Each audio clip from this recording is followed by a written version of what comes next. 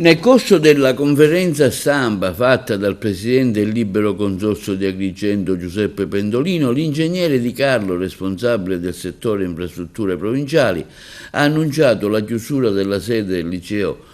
Politi di Agrigento, sita in via Crone, e il conseguente spostamento nei locali dell'ex istituto tecnico Foderà per motivi di sicurezza e incolumità pubblica. Per tale fatto sono intervenuti oggi il sindaco di Agrigento Francesco Miccichè, l'assessore ai lavori pubblici Gerlando Principato, l'assessore alla pubblica istruzione Gioacchino Alfano, affermando: abbiamo appreso con preoccupazione la notizia della chiusura del liceo Politi di via Crone per problemi di staticità. A seguito dell'annuncio e su impulso del sindaco si è tenuta una riunione urgente a Palazzo dei Giganti, alla quale hanno preso parte il presidente del Libero Consorzio Comunale di Agrigento Giuseppe Pendolino e il dirigente capo del settore sesso lavori pubblici del comune Alberto Avenia, il presidente del Consiglio Comunale Giovanni Civiltà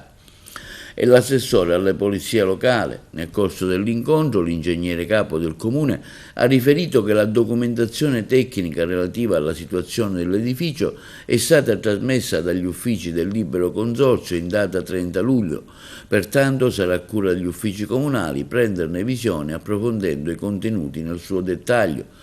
Tuttavia, se la valutazione tecnica dell'ente proprietario del bene scolastico, cioè il Libero Consorzio, propende per la chiusura per motivi di sicurezza strutturale, appare evidente che non vi siano alternative praticabili. Ciò che sta sopra non può restare aperto. Nel corso della riunione si è discusso anche della situazione dell'Istituto Pirandello, delle possibili soluzioni logistiche per garantire la continuità didattica degli studenti, con un impegno condiviso a individuare sedi adeguate e funzionali. Una nuova riunione di aggiornamento è già stata programmata in tempi brevi per definire operativamente le misure da adottare. L'amministrazione comunale di Agrigento continuerà a seguire con la massima attenzione l'evolversi della situazione, ribadendo l'importanza strategica dell'edilizia scolastica quale priorità per la tenuta del tessuto urbano, sociale e culturale della nostra comunità.